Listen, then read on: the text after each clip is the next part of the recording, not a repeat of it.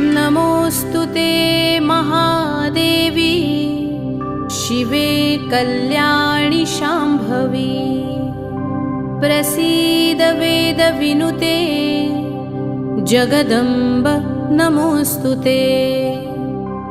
जगतामादिभूता त्वं जगत्त्वं जगदाश्रया। एकाप्यनेकरूपासि जगदम्ब नमोऽस्तु ते। सृष्टिस्थितिविनाशानां हेतुभूते मुनिस्तुते। प्रसीद देवविनुते जगदम्ब नमोऽस्तु ते।